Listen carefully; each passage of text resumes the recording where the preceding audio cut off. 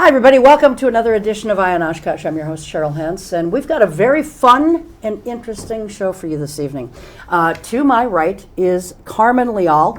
She has been here, gosh, I don't even know how many times over the years. You were first on when you were doing marketing for New Possibilities. New Possibilities, yeah. and you were on, I think, 1 or 2 times for that. And then when you wrote your last book about dogs, you were on. Yep. And now you're on again because another book. Yes. Second in a series of books, and we're going to talk about that. But also here joining us tonight, excuse me, we have to Carmen's right, we have Quentin Wood. He is a dog rescuer. You can maybe see the dog. Well, let's get a camera shot on these other folks so we can see who they are. There we go. So we have Max. Hold up your head, Maxie. Hi, no. There he is. And then next to Max and Quentin is Dr. Gerald Hendrickson, or just Jerry. He's a chiropractor in the Oshkosh area. And he is holding, that dog is so chill, he just keeps falling asleep. He is holding Murdoch. And that is a dog that he and his wife also rescued. So we're going to be talking about rescue dogs tonight, but also, and maybe more importantly, how dogs rescue us.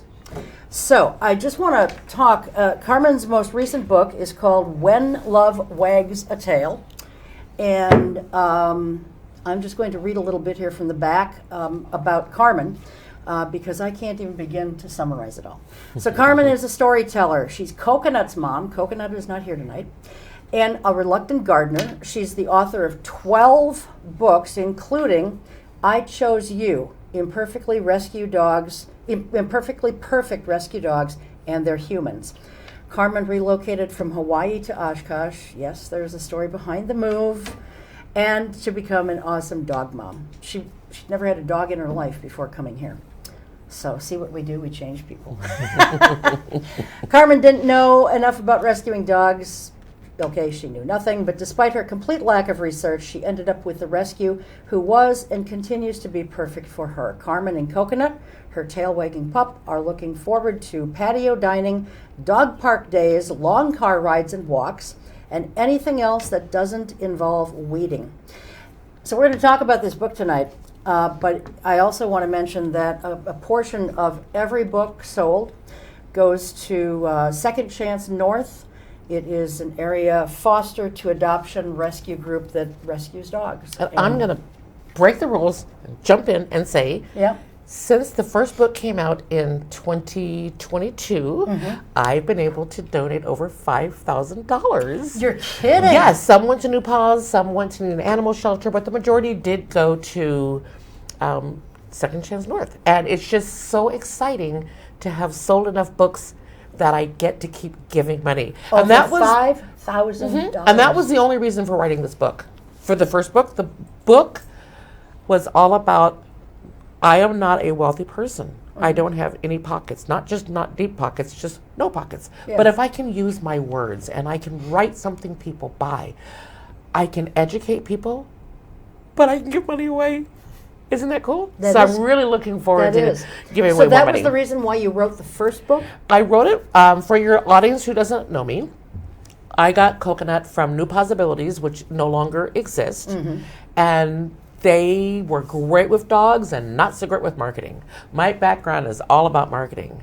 And so I did the doggy bios and events and grants and revamped them and kind of became the face of New Paws. But I saw them struggle You so came hard. into the picture too late. I came, right. And as Jim says, you gave us 4 more years because they were on the verge of closing when I got Coconut. And so I said, hey, Jim, why don't I write a book? And initially it was only going to be New Paws dogs. But then we expanded it to people around the country. But the whole intent was to give them money to help them.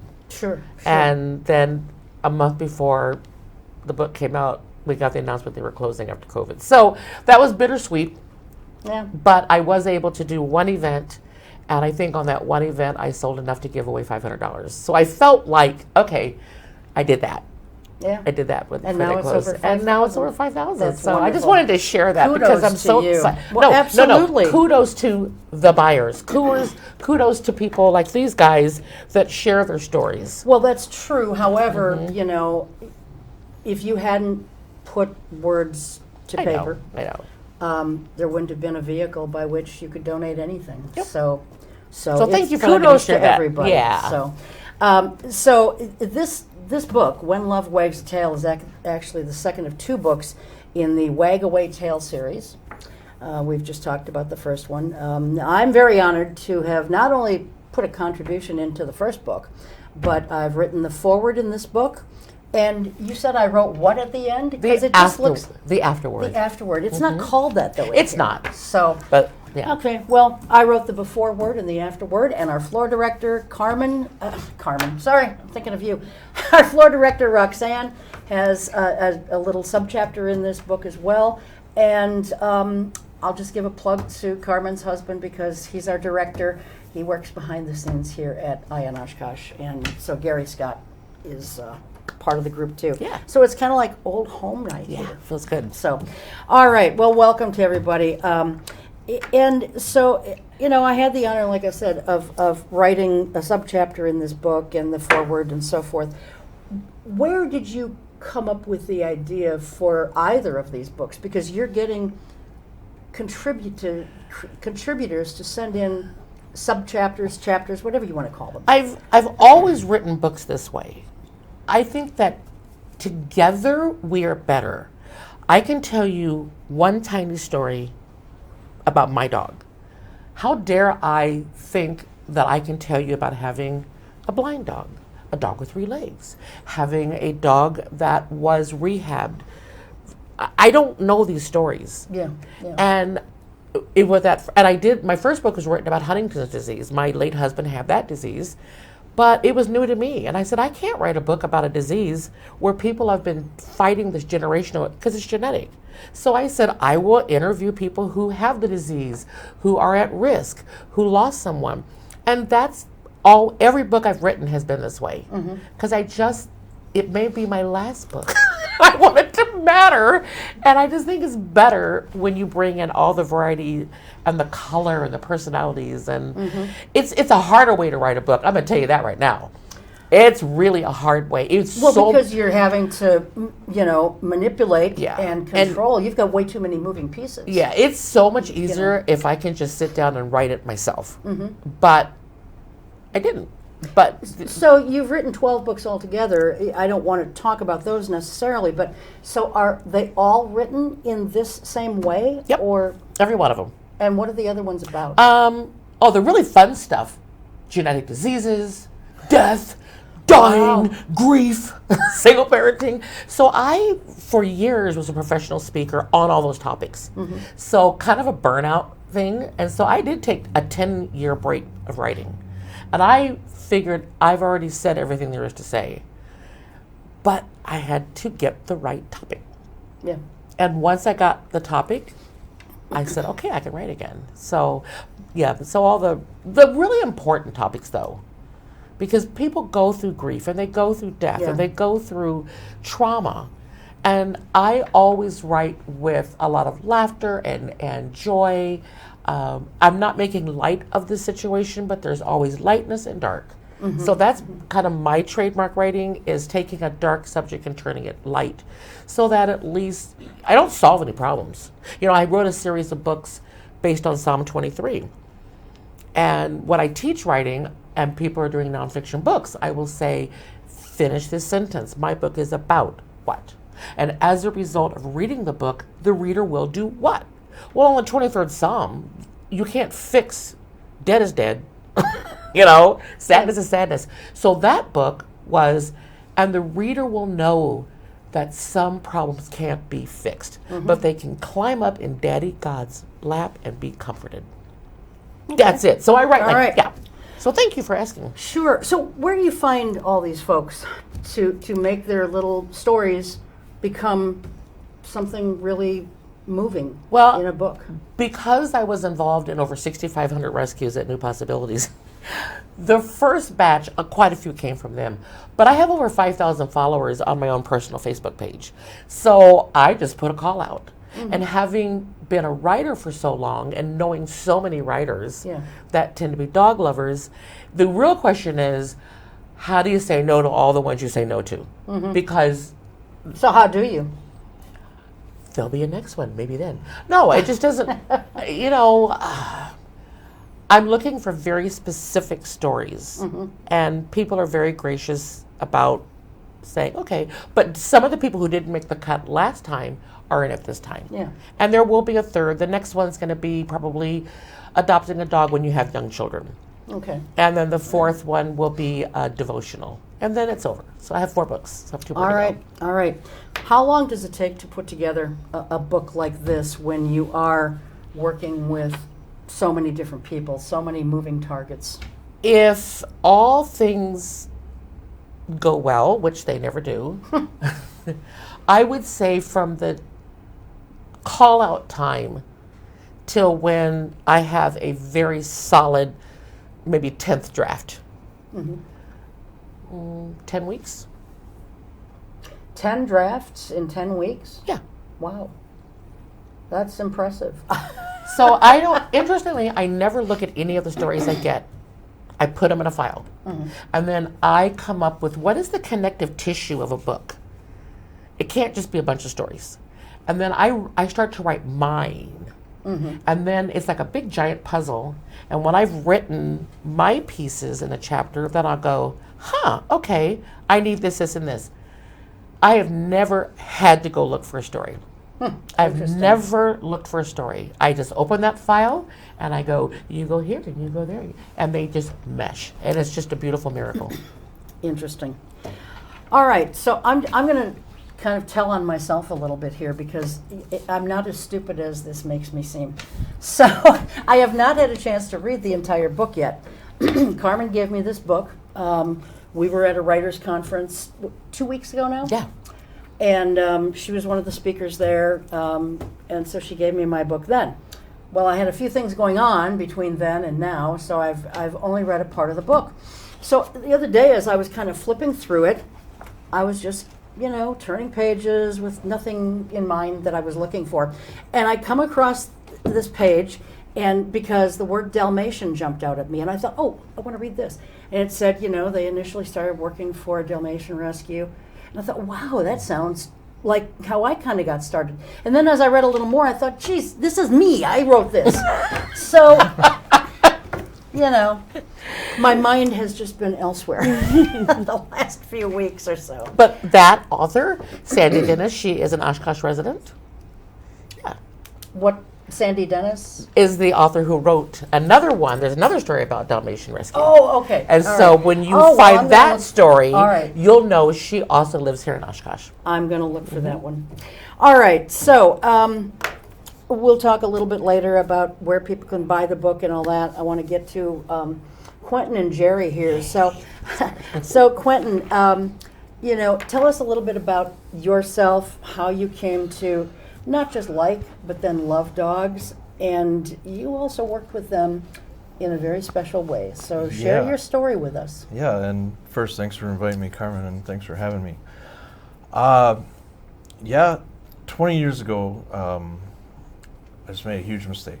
I committed a crime, and 10 years ago, I had to pay for that. And so I was incarcerated for 6 years here in Oshkosh at the Oshkosh Correctional Institute. And as I was taking a real serious look at my life and working on the changes that I knew I had to make, I was fortunate enough to be accepted into their dog training program there, which exponentially increased the changes in my life. Up to that point, I had never had a dog. I had never interacted with dogs beyond maybe my friends having a dog that I pet sometimes. But here I was in probably one of the hardest situations to live in my life, trying to do the hardest work I'd ever done. And now I'm looking after dogs as well. And if you're not familiar with Journey Together, we were raising service dogs with the aim of helping people with PTSD, vets returning from war, victims of crime, things of that nature. And so I got to see for the first time that something I could do could affect positively someone else's life, and it changed my life, and it changed my entire perspective, and I absolutely fell in love with the work. So when my time was done, and when I returned to the community, I knew that's what I had to do. And there was a lot of challenges, but now, after almost 4 years of being back in the community, I've managed to open my own business. I've moved into the pet dog market, and I work with people, helping them understand what's going on with their dogs. You know, you hear all the time, "Oh, my dog's just being jealous. Oh, my dog's just being cranky." And the answer is, no, your dog's just being a dog. Let me help you understand. And so you're training dogs now in, Yes. On the outside, Yep. if you will. Yeah, absolutely. Okay. Yeah. So I want to just talk to folks a little bit more about what Journey Together is so that they understand it. They have been on this show before, a number of times actually, but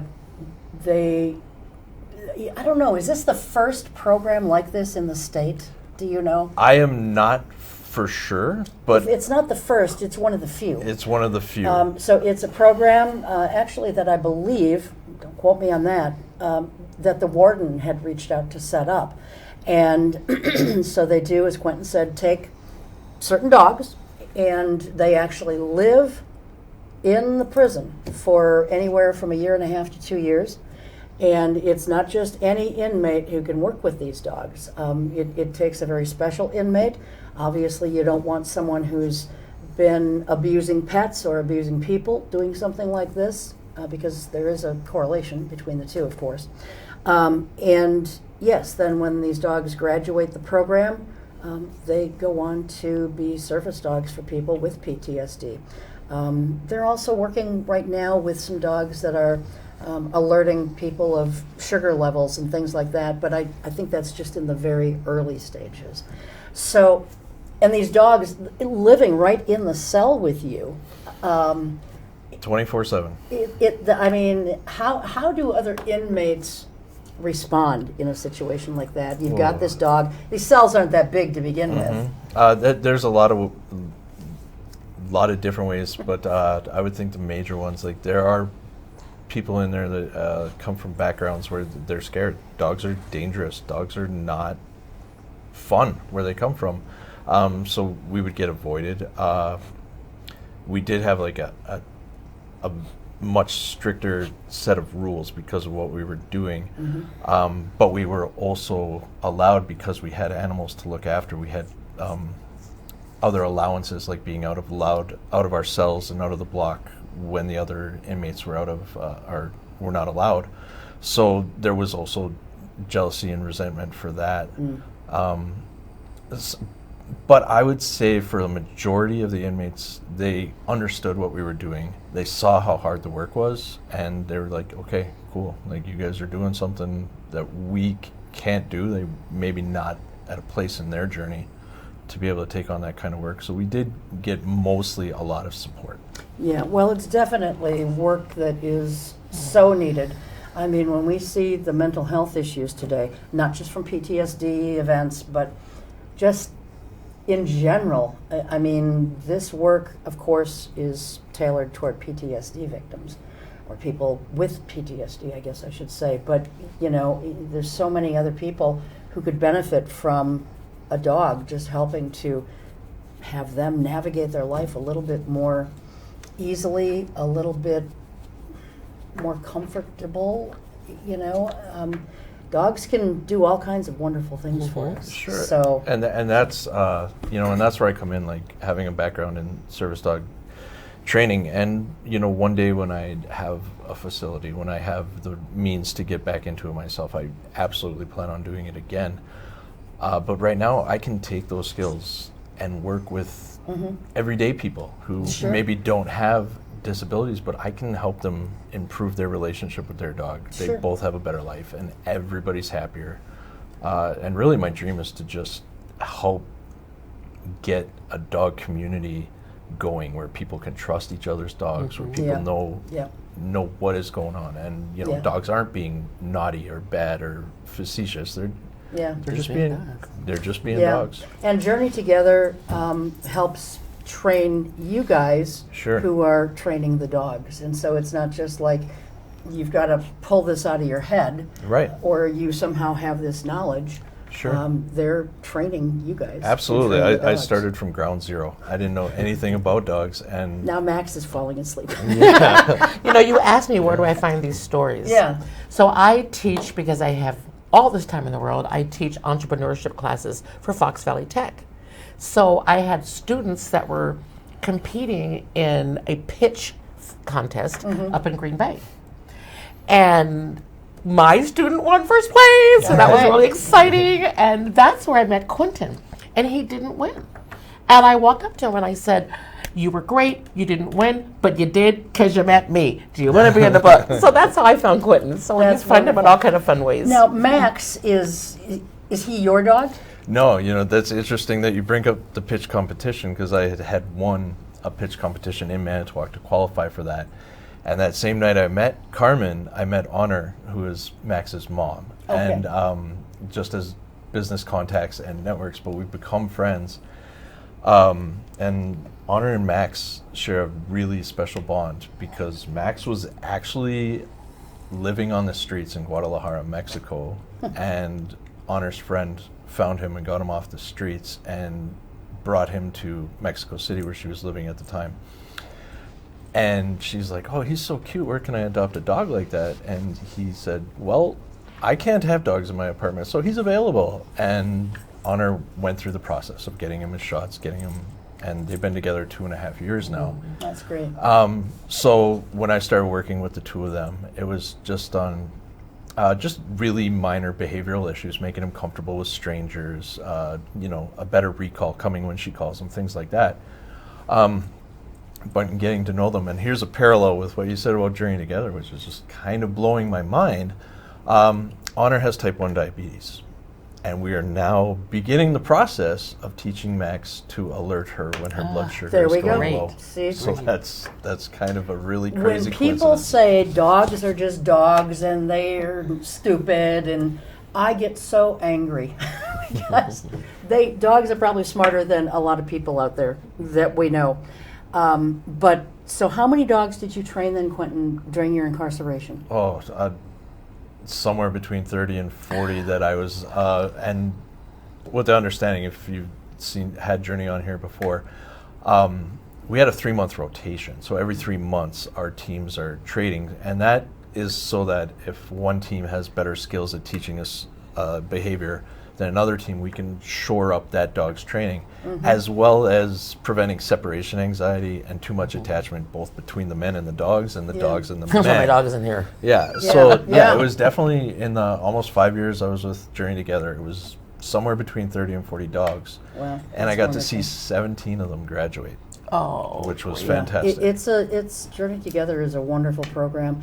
I'm trying to think their website offhand. I believe it's Journey Together servicedog.org.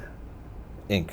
servicedoginc.org, I believe, but I believe you I'm can sure if you Google Google it. it, Just it's Google there. it. Yeah. Yeah, just Google Journey Together Service Oshkosh. Dog Oshkosh, and And- it'll come up. And might I say, about Journey Together, man, it's a struggle to meet administration halfway to get this program to work. And raising the dogs and helping them change people's lives when they go into service is fantastic. But on the other side of that coin, Journey Together was the one that instilled in me the entrepreneurial mindset. They gave me the schooling so I could get the degrees I needed to have credibility when I got to the street. And they really encouraged the men that want to pursue that kind of work to go for it. Yeah. So. Well, thank you for what you've done and what you're continuing to do now that you've been released. I mean, even though it's a business for you now, you didn't have to do that. You could have gone on to do something else, but thank you for what you're doing. And, Max's story is not, it's an interesting story, but it's not uncommon in Mexico. Every time I've been to Mexico, I see dogs roaming the streets. I've seen so many dogs roaming the streets in parts of Jamaica. I don't care where you go. Dogs just roam the streets. even in this country, in certain parts of the country. And it's heartbreaking because I remember thinking to myself, where are all these dogs coming from? Why are they just walking up and down the road loose like this? Who do they belong to? Do they belong to anyone? And if so, why in the hell aren't these people around? You know, it's just sad. So I'm glad that Max made it. Well, Dr. Jerry, Yes. let's talk about you and Murdoch. He woke up right now, but he is just the cutest little thing. You know, he reminds me almost of one of the very first dogs that I started doing pet sitting for, because I kind of do that on the side. He looks like a dog that I started doing pet sitting for years and years ago. But so tell us about this dog. Tell us about Murdoch, because he is just the cutest little thing. Well, thank you very much. We appreciate you inviting us on the show, don't we, Murdoch? Yeah. He actually looked at me when you said that. It's funny how life, one moment and it changes everything forever. I worked all day and I was just heading home and kind of tired. I took a different way home and I turned right onto Murdoch Street and I saw this commotion ahead of me. And I looked further down and here's this little dog running back and forth across Murdoch Street. As you know, that's a really busy street. It was over by horrible. Pizza King, right in through there. And I thought he's going to get run over, and cars were just missing him and swerving and honking their horn, and he's scared to death. And I thought, well, the first thing I need to do is make sure he doesn't get run over. So probably foolishly, but I blocked the whole street with my car. I could have got hit myself, but I Good for you. can't watch this dog get run over. And I saw he had a blue collar on. I thought, oh, I'll just scoop him up and there'll be a nice tag and we'll reunite him with his family. We'll make somebody real happy. So I thought, he's not gonna let me come up to him. And I jumped out of my car and I ran, and he just stood there, and I scooped him up, and I'll never forget that he just looked me in the eyes, and it's just like I was like the second coming. He was just... Dogs know. They was know done. when we Yep. have saved them from something. He was, I'm like, and he's all dirty. I thought, I don't care. I put him on my lap, and I said, let's find your collar, big guy, and your tag, and no tag. I thought, uh-oh. There's no tag. So we spent about an hour going up and down the street, knocking on doors, and know this dog? No, we don't know this dog. And thought, well, I got to get him home. And like I said, he was filthy. His teeth had been, a lot of them removed, and we found out later it looked like they had severed his vocal cords. He can't bark. Cannot bark. Can't bark. And all beat up, and wasn't house trained to anything, just a mess. So I took him home and introduced him to my wife, and we cleaned him up and put him in a kennel, and found out later he had we took him to the vet down to the Humane Society, excuse me, and he has a chip that they had given him, somebody had, and it was blank. So we're like, okay, so we did facial or pictures of him and put him on social media. Yeah. And I thought, well, someone's going to snatch him up. And then we called the police. No dog, nothing. And countless exposures on social media, and nobody claimed him. Then I thought, well, what am I going to do with this dog? We had 2 dogs. One was special needs. And I'm like, we cannot do a third dog. I'll find him a home. So I took him to my clinic, and the patients just went crazy over him, especially the elderly. They would bring him treats and take him for walks, and they would kind of fight over who got to hold him next, and so he just got babied like crazy there, and that worked out pretty. Yeah, I know, buddy. That worked out pretty well. Well, then we gotta find a home for him. So we put the feelers out. Some patients were interested, and then they all had second thoughts, and finally. The problem is, and my buddy said, hey, this dog's history, because he's going to be your dog. I'm like, no, I have to, he can't be our dog. He can't. I have to find a home for him.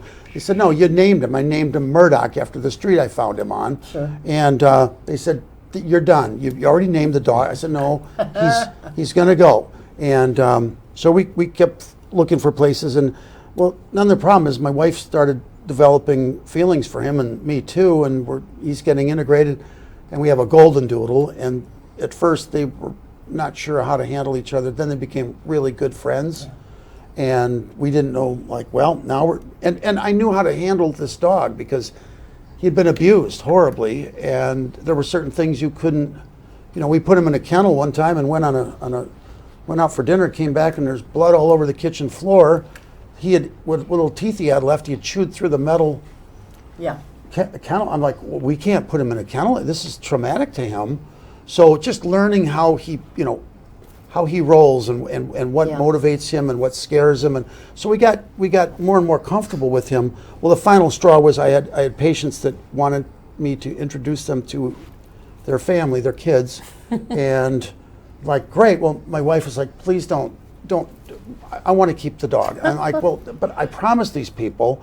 Well, just don't give the dog. I said, well, I have to at least let him meet these people, and then we'll figure something out.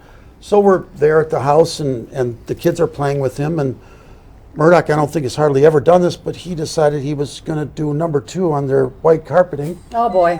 Right in the middle of the visit, and that was the end of that. They're like, take the Thank you, but goodbye. Take the dog. Love it. So when I told his mommy it was high five time, and I think you had a steak that night. Yeah.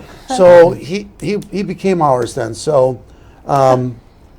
And then now he's so attached to my wife and our other dog that he doesn't like to come to the office anymore. He likes to just stay home and cuddle with Mike, our golden doodle. So that's kind of his story. That's interesting that you say about how he, chewed his way out of a crate. My partner and I, years ago, we got this 2-month-old puppy, and she didn't exhibit to us any signs of separation anxiety, but we crated her, and because she was a puppy and we had just gotten her, we needed a house trainer and so forth, so we crated her. When we went away, we came home, she met us at the door. I'm like, how does this happen? She figured out how to get out of, we tried the big heavy duty plastic crates, we tried the metal crates. She got out of 4 different crates. The one, I don't know what kind of a spring latch it is, but you kind of have to press up and down, and there's a metal rod that goes up and down to secure it shut. She pulled on that door so hard and with such determination, she bent that metal rod, pulled the door enough that she could pull the door inside the crate, and out she went. So we talked to a trainer, because when she was loose, she would, she'd find a little tiny strand of carpet that's loose. Can't even see it really, but boy, she's low to the ground enough, she can find it, and she'd pull it, and there was a big hole in the carpeting, and then she chewed part of a cushion on a chair, and we said, okay, enough is enough. Now we got to figure something out. We can't not crate her, but we can't crate her. So I called a behaviorist that when I was on the board of directors for the Oshkosh Area Humane Society, one of our employees she eventually left to form her own place. So I called her and I said, I'm not going to surrender this dog, but it's a challenge I've never dealt with. I don't know how to handle it. She came out, and it's the simplest thing in the world. She said, when you get ready to leave, when a person leaves the house and a dog is suffering from separation anxiety, it's like the first maybe 20 to 40 minutes that is so upsetting for the dog. So get some bones, either that are already filled with marrow or get them hollow. Put some little kibble in there, and then coat the ends with Cheese Whiz or peanut butter. And by the way, some peanut butter now has, I can't remember the xylitol, the sugar-free. Yeah, it's what's in chewing gum, and it's deadly for dogs. So make sure that you don't have that in any peanut butter. But you coat the ends with peanut butter or Cheese Whiz, and you freeze it. And then, because she's teething now, she's only 8 weeks old. So when you get ready to leave, put her in the crate, put one of these frozen bones in the crate. It's going to feel good on her gums because it's frozen, it's nice and cool. It's frozen, so she's going to have to really work at this. She's not even going to think about the fact that you guys have left the house. And within 4 to 6 weeks, we were able to leave that dog anywhere in the house She didn't mess with a thing. She never had to be crated again, although, that was her safe place now. She determined that was her safe spot. So we left the crate up. And we lost her to a very aggressive cancer 1 month after COVID broke out 4 years ago. And, but yeah, that took care of the problem. Yeah, we used a Kong. She bit the top off the Kong. Well, my first night with Coconut, because remember, I'm not a dog person, and I wasn't planning on getting a dog. Gary was working that night. I bring the dog home. I had theater tickets. I had just moved here. Somebody liked me. Somebody wanted to be my friend. I thought, how bad could it be? I'll clean up poop. Well, I did. But he ransacked the pantry. He destroyed the 106-inch drapes that I had negotiated with the house. He went upstairs. He destroyed both bedroom curtains and the bathroom curtains and the shades. And then somewhere along the way, he fell down the stairs. And when I came back, he could not stand. If you cannot stand, you cannot poop. If you cannot poop, we got a problem. So we did the very expensive emergency vet the next day. Yeah. But I went back fully prepared to give this dog back.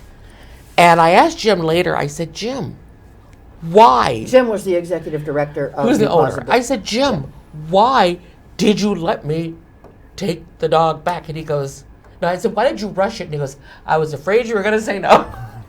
But he was so great. He told me about the Kong, about the peanut butter. To this day, Coconut won't have peanut butter anymore. He associates peanut butter with mommy leaving. Oh. But it did solve all the problems in terms of keep him in the crate. Yeah. He doesn't destroy anything. We had some pretty wild stories. And That's one right there. And I said, Coconut, you're such a good boy, but mommy can't write about you anymore because you're so boring. Yeah. I need some good stories, dude. Yeah, with Echo, Yeah. she was such an aggressive chewer that we got her a Kong, and it wasn't one of the little tiny ones. We got her like a medium-sized Kong because I figured she'd grow into it. And we put some kibble in there, and we put a little peanut butter stuffed in there. Well, she literally chewed the top of the Kong off and got everything out. I mean, these dogs, if they're determined enough to do something, nothing is going to stop them.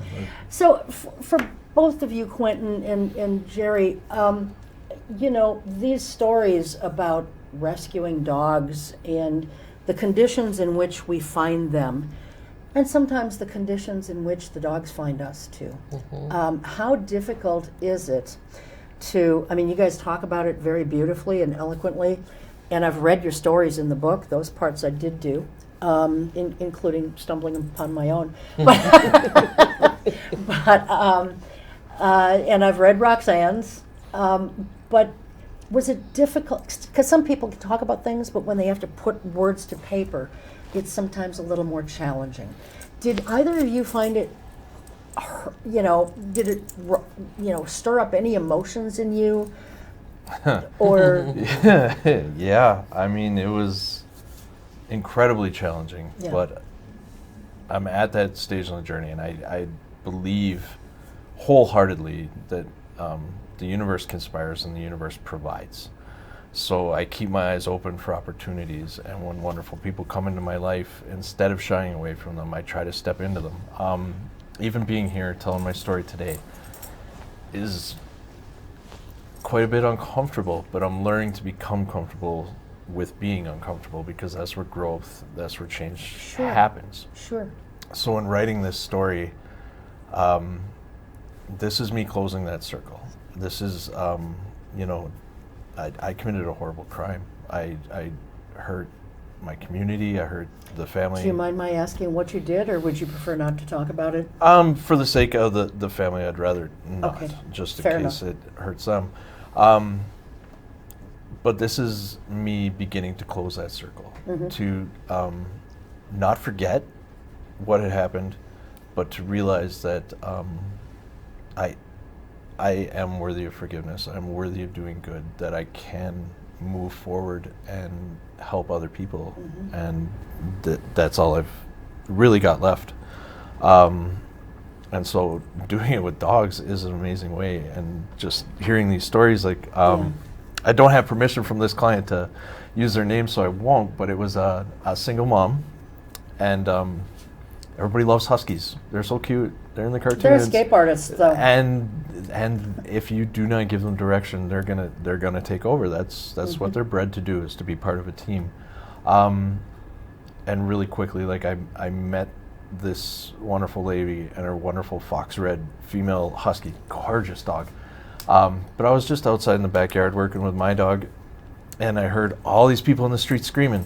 And I was like, oh, something's going on. And then I saw a shadow running by the fence. And when I went out front and I realized it was a dog had gotten loose, escaped.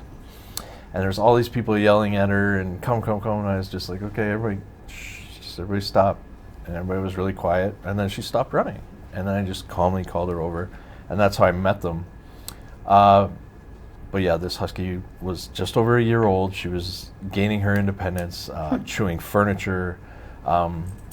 She was running the roost, and this was a good lesson for me, that I had to meet the client where they were. Yeah. She did not have the time to work exclusively with her dog every day. She had to work, she had to hold it down for her family.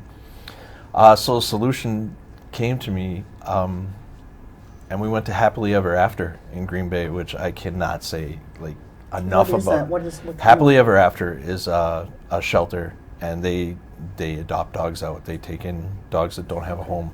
Okay. And that became her solution, was getting a companion for her one dog. So you would think like, oh, one dog's too much, 2 dogs is going to be worse. But it wasn't. We worked together. We Happily Ever After helped us find the right dog. It was an older dog that could keep the husky in check and give it direction. It was a terrier lab mix, so easy to train. And we kennel trained them both, so they had a safe place to go. Yeah. And we trained the older dog that, like, when she starts getting rambunctious, it's time to go play with her and do it in a constructive way. So, you know, like, rescuing another dog made their situation better, and they're fantastic now. It's almost a year later and no problem. So, but historically, I have never talked to a single owner of a husky who has not said how they tried to escape. Yeah. You know, real quickly, my brother and his wife had a husky years ago, and I went over at noontime to let the dog out. And this is before we had cell phones, especially cell phones that take pictures. And I walked in the door, and the dog, the crate was just a mangled mess of wires, and I called my brother at work from their home phone. You can tell how far back this goes. And I called him at work, and I said, yeah, I'm here at the house, and you know that cage, that shark cage in Jaws? He said, yeah. I said, well, that's kind of what Angie has done to your crate. So it truly was. It was all tangled, and she had gotten out. I mean, it's just, when they're determined, they're determined. And I've heard of dogs climbing chain link fences and getting out of yards. So, I mean, you know, you got to really think about all these ways to keep dogs safe. When we bought our house, there was a fence. But I didn't know enough to check the fence. Is it really dog proof? And I found out I got a runner. And the very last time that he really ran, it was one side of the house was the neighbor's. And there was a gap like that. Yeah. And I kept plugging it, and he kept figuring it out. So I put a bunch of rocks. Well, you know what those are? Those are called stairs. Yeah. So he climbed the stairs. I was not home for the making of the story. I came home from choir rehearsal. House was empty. Gary comes back with this dog that's shaking and so terrified. He'd gotten hit by the train. The legit train. He's fine. He was lucky. But he literally, Gary said he saw him climb. He took the garbage can out on a Tuesday night, walked in, and there was Coconut climbing the stairs to freedom. This dog is like 34 pounds. He's and the stairs were really actually rocks. There were rocks. He was climbing. He was climbing them to get out. And so when they're determined, they're determined. Yeah. But he's fine. So you have to use a lot of psychology to try to outsmart them and stay 1 or 2 steps ahead of them at all times. Well, and it helps now that the fences, dog proof. Yeah. And I just want to say one thing, kind of a cautionary message to people who have dogs that are microchipped, because that's interesting that no one had registered that chip. You can stick all kinds of microchips in a dog, but unless you're going to register them, they are not going to do one piece of good. So, I'm a firm believer in microchips. Because dogs can and do sometimes slip out of collars. A microchip is just another ticket for them to be able to get home. But if you don't register the chip, and you don't update your phone number and your address, yes, because we've seen that too, and they can't find them. Then you might as well not have even chipped the dog, or the cat, for that matter. Cats can be microchipped as well. Well, he's definitely updated. Yeah, Yes, I'm sure he is. He's a little prince, let me tell you, and so is Max. Thank you. Do you have any dogs of your own, Quentin? Not currently. Not yet? People ask me that all the time, and the truth is, I have all the dogs. I don't have the time or the capacity to formally put the time in that it takes to You're raising a dog dog. owner vicariously Yes. through your So clients. I'm helping others do that work themselves and teaching them what's involved in it. But that'll happen. Like, the business is just a year old, and I'm just growing. And What's I'm the just name of it? Bodhi Bow Wow, BODHI Bow Wow. So, BODHI? yep, Bow Wow. Bodhi Bow Wow. Okay. Yeah, All right. and that a lot of people ask me where that comes from. And I'm a practitioner of Buddhist practices, and a bodhisattva is when somebody has finished their life, they've reached enlightenment, and they make a spiritual conscious decision to come back and help others mitigate and handle their suffering in this life. And that just sums up what dogs do for us. So Yeah, absolutely. Well, it's interesting because I've got a friend in, she was in Virginia, now she's in Tennessee, and one of her dogs is named Bodhi. And it's spelt exactly like this, Yep. BODHI. And so that's kind of, I'm going to have to call her when I get home and tell her about this.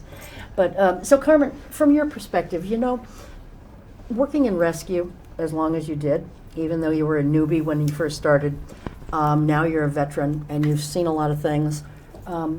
I've worked in rescue pretty much all my adult life as well, volunteering with different organizations, including Journey Together.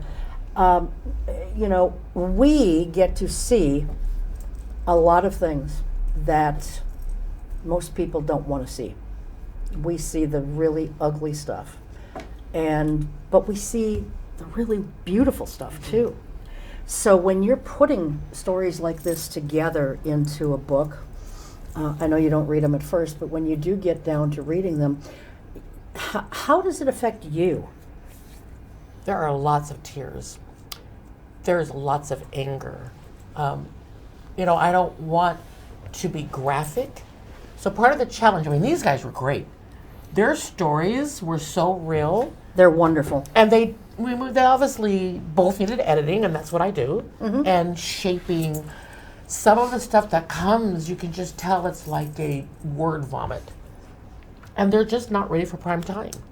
And some people don't take direction. And I'll say, I can talk about an abused dog, which we did. We let them know the teeth are gone, the cutting of the vocal cords, but we're not going to be graphic about it. Yeah. And so, yeah, it's those first few weeks when I finally get into the stories. Those are tough. For me, I'm also flashing back on other clients, other stories that from the rescue. I did not physically work in the rescue. I worked at home, but I got all the stories, and I was the person when there was a problem. I handled all the complaints. You were also the person, though, that was out in the public doing fundraisers, because I was volunteering for you guys as well, and we would do fundraisers outside of Fleet Farm. Coldwell Banker was another one where we did a fundraising event, and so you were out and about. I was, but I didn't work in. Yeah, you didn't work in and there's the a shelter, difference. I or didn't in the listen rescue. to the barking. I didn't pick up the poop. I didn't stop dog fights. I didn't have these kids coming in, the dogs coming in when they were emaciated, or you could tell they'd been abused. Great story. The last fundraiser we did at Caldwell Banker, we'd already announced we were closing. We adopted out 9 dogs that day, but people drove from all over the state. And they brought adult dogs that they had got from us as puppies. And they came to say goodbye. They came to say thank you. It was so bittersweet. That was the one where I was able to donate. But to see these people was a tough coming day. back to say thank you and to show us what And to share their stories of how That that was- dog progressed. that was a through the really years. that day will always stay in my heart. It was a tough day, And one day yeah. I'll write about it. I haven't written about that, but one day I will. Closing down a 10-year-old business is hard, but when it involves, I don't think people understood the jewel that was there until it was gone. I think a lot of people did, though. I mean, members of my family adopted all their dogs from But there. I think a lot of people didn't, Yeah. and I still, So, to this yeah. day, here we are 4 years later saying, where can I find a dog? There's no puppies around. Oh my gosh, because they got dogs from Kentucky, and they brought them in every 2 weeks. And they brought in pregnant mommies. Yep. And so they were the go-to for Humane Society does an amazing job at what they do, but they don't have the number of dogs on a consistent So basis. people, if you're in that situation where you're not sure where to find dogs, Google or whatever search engine you're using, look for rescues, dog rescues in your area. There are breed-specific rescues, and then there are all-breed rescues. So if you're looking strictly for a golden doodle or a golden retriever or whatever, search for that kind of rescue. And, but I will say this also. Purebred dogs, approximately 1/3 of the dogs that you will find in shelters are purebred animals. And so don't just look for those breed-specific rescues. That was Give a really shelter a try. interesting doing this cover and the picture. This cover right here? That cover, the photographer. I don't know if we can zoom in on is, this or not. That's but- okay. They'll find it all on my right. website. But it's Oh, there, we got it right there. Aaron Jankowski, and he is an area photographer, and he graciously let me use any dog I wanted. So I had my graphic designer put the dog, just change them all out, and I had about 10 dogs, and I sent them out to focus groups, writers, dog lovers. What do you think? Oh no, that won't work. It looks like a purebred. Well, yeah, but you're writing about rescue dogs. I go, but same statistic. Yep. Or the other one was, what a cute dog, but he's black. Black dogs are scary. You can't have a black dog on the cover of your book. I go, black dogs don't photograph well. So that's the reason why you can't see the contrast in the Especially eyes. with a black background But like this. this is a professional photographer, and you said it was a cute dog. But I had to listen. Yeah. To the people, because if you're my customer and you're turned off by the cover because it's a black dog, because it's about rescues, but it's a purebred, you're not going to buy the book. Yeah. And I love the dog. I don't know the dog's name, but I love the dog. So Well, so how did you find him? from Aaron Jankowski, he's a pet photographer, and so he took my dog's pictures and Yeah, I see coconut on the back. yeah, so he did our headshot and. Yeah. When I was searching in vain on all these websites that you can pay to use a dog or get a license, I just couldn't find the right dog. Yeah. I didn't want a scary dog. I just wanted an everyday dog. And Aaron was so gracious, and he said, sure, let's do this. So That's great. I want to talk in our remaining period here about, again, the book is called When Love Wags a Tail. It is inspiring stories of love, loyalty, and laughter. I know it's on Amazon in hard copy form. It's not in digital form. Will it be at some point? it will be next week. Okay, Yeah. all right. So by this time next week, you will be able to, so by close to the end of May, you will be able to find it either in hard copy form or in digital form. And it's on Barnes and Nobles. It's any place okay. where you can buy a book. It's Okay. you'll have to order it. You can't walk in the store. It's easy, super easy to find.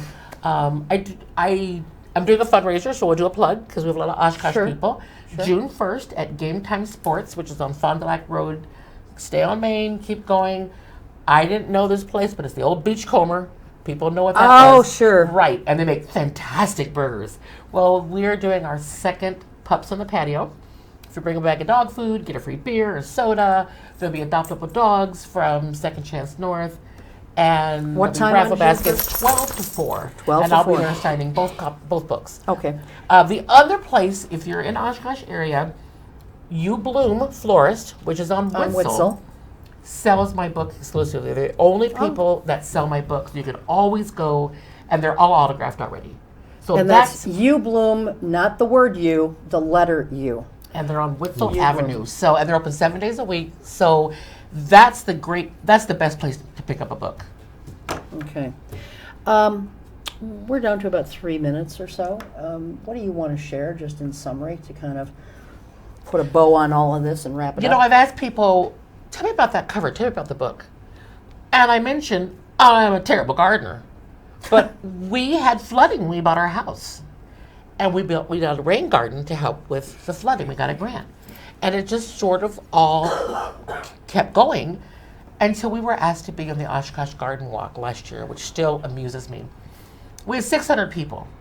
I'd already written in my brain what the book was. But I stood there, and Coconut was on the back porch with Gary. Fully 400 of those people that day had to go say hi to the dog first before they saw the garden. And I went, well, that's your book. So I wove gardening into this book because there's a lot of similarities. Yeah. You know, they both start with seeds. You got to train your plants. You got to put in the right soil. You got to give them the right water. They have to be just the right conditions. You don't get a garden. You got to weed out the bad behaviors in your garden. Same thing with your dogs. And so as odd as it sounds, it worked. Yeah. And so that's why we have, and the Black-Eyed Susans are the very first plants that come back after times of flood, fire, and calamity. And that's what we have here? And Is that that's we what have those here? are. And so Okay. sadly, my husband's son died in April 2020 of COVID. So we did a memorial garden, and we did Black-Eyed Susans to start it off because there's times of calamity. So many rescue dogs, they are not bad dogs. They are good dogs in bad situations. They have been through that calamity. They Yeah, have they're been not through damaged. the equivalent of fire and flood and famine. So that's the reason for that plant. And each chapter of the book is based on a plant in my garden. Wow, okay. Yeah. And I will say this, you know, every story that is in this book or in your first book, you know, yeah, they have patterns of sadness throughout the book, but there's also joy. There's love. There's unconditional love. It's a combination of emotions that you feel, and so I Last thing, every person in this book is over 55, but I don't card. But I said, hey, I got my dog when I was 63. Yeah. And there are changes we go through in our life. And so this really speaks to anybody, but specifically those who are going through that next stage of their life. They've lost their job. They're widowed. Their kids are gone. They're feeling they need companionship. Yeah. Yes, they sure do. So anyway, again, When Love Wags a Tail by Carmen Leal.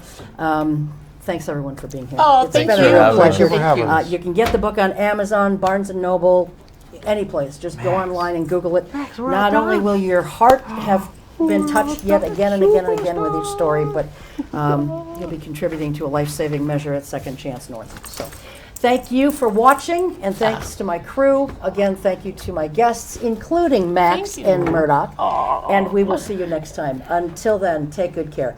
Keep your eye on us. We've got our eye on Oshkosh. Oh.